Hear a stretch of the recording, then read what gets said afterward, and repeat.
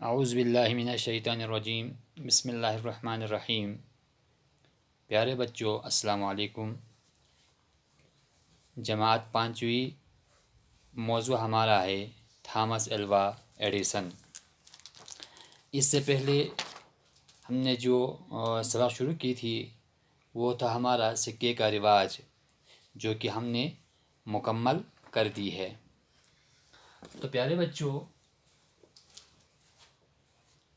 Thomas Alva Edison کہاں پیدا ہوئے، کہاں وفات پائے، کب پیدا ہوئے، کب وفات پا گئے، اس کی تاریخ جو ہے ہم نے بورڈ پہ لکھ دی ہے۔ آپ آرام سے کاپی کھول کے پینسل اٹھا کے آپ آرام سے لکھ سکتے ہیں۔ تو چلیے پیارے بچوں، اپنے سامنے کتاب کھول لیجئے اور سبق پڑھتے کیجیے۔ سبق پڑھانے سے پہلے میں آپ کو کچھ باتیں بتاتا چلوں کہ دنیا میں بہت سے ایسے لوگ آئے ہیں جنہوں نے کچھ نہ کچھ ایسے کارنامے کیے ہیں جس کی وجہ سے ان لوگوں کا نام آج بھی زندہ ہے۔ انہی میں سے ایک تھا تھامس ایلوا ایڈیسن۔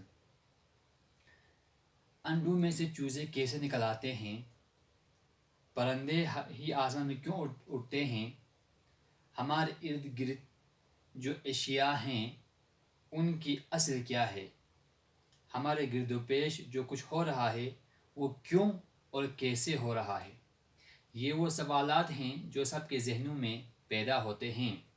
اکثر لوگ ان سوالوں کا جواب تلاش کرنے کی کوشش نہیں کرتے، لیکن کچھ لوگوں میں تجسس کا ذوق بہت زیادہ ہوتا ہے۔ ایسے ہی لوگوں میں ایک تھے ایڈیسن۔ یعنی ہماری روزمرہ زندگی میں جب ہم چل رہے ہوتے ہیں، کام کر رہے ہوتے ہیں، سو رہے ہوتے ہیں، کھا رہے ہوتے ہیں، پڑھائی کر رہے ہوتے ہیں، اسی دوران ہمارے ذہنوں میں طرح طرح کے سوالات پیدا ہوتے ہیں۔ جیسے کہ آپ کے سبق میں چند سوال جو ہمارے ذہنوں میں عام طور پر آتے رہتے ہیں آپ کو بتایا گیا ہے۔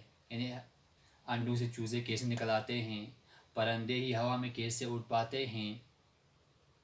تو ایسے بہت سے سوالات ہمارے ذہنوں میں پیدا ہوتے ہیں اور ہم ان کی جواب ڈھونڈنے کی کوشش نہیں کرتے، لیکن کچھ لوگ ہوتے ہیں جن کو ان سوالوں کے جواب ڈھونڈنے کی چاہت ہوتی ہے اور ان جوابوں کو ڈھونڈنے کی کوشش کرتے رہتے ہیں۔ ہاں بے شک وہ کبھی کبھار کامیاب نہیں ہوتے ہیں، کبھی کبھار کامیاب بھی ہوتے ہیں، کبھی کبھار وہ کامیاب نہیں ہوتے ہیں، پھر بھی کوشش جاری رکھتے ہیں اور وہ کامیاب ہوتے ہیں۔ انہی میں سے ایک تھا تھامس ایلوا ایڈیسن۔ امریکی سائنسدان تھامس ایلوا ایڈیسن 11 فروری 1847 عیسوی میں پیدا ہوا۔ ابھی چھوٹے ہی تھے کہ ان کے والد کا انتقال ہو گیا۔ مالی دشواریوں کے باوجود اپنی تعلیم جاری رکھے۔ اب تھامس ایلوا ایڈیسن کا پیدا ہوئے 11 فروری 1847 عیسوی میں۔ جب وہ چھوٹے ہی تھے تو ان کے والد کا یعنی باپ کا انتقال ہو گیا۔ اب اس کی ذمہ داری اس کی ماں پر آن پڑی۔ اب بڑی مالی دشواریوں کے باوجود اس نے اپنی تعلیم جو ہے جاری رکھے۔ ایڈیسن بہت ذہین تھے، انٹیلیجنٹ جس کو ہم کہتے ہیں انگلش میں، بہت عقل مند تھے۔ طرح طرح کے سوالات ان کے ذہن میں پیدا ہوتے اور وہ ان کے جوابات معلوم کرنے کی ٹوہ میں رہتے۔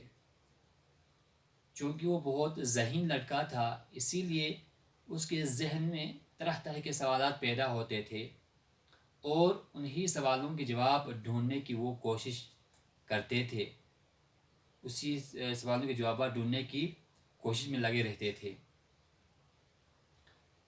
کبھی کبھی سوالات ایسے بھی ہوتے جن کا جواب نہ ان کی ماں کے پاس ہوتا اور نہ ہی ہم جماعت لڑکوں کے پاس۔ کبھی کبھار اس کے ذہن میں ایسے سوالات پیدا ہوتے جب وہ اپنی ماں سے پوچھتی تو اس کے پاس بھی اس کا جواب نہیں ہوتی، اور جب وہ سوالات وہ اپنے کلاس میٹ بچوں سے پوچھتے ان کے پاس بھی اس کا جواب نہیں ہوتا۔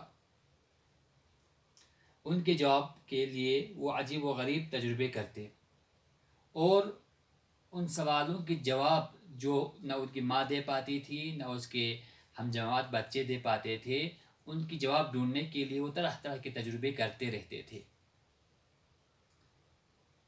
تو پیارے بچوں، یہیں پر آج کا ہمارا سبق ختم ہوتا ہے۔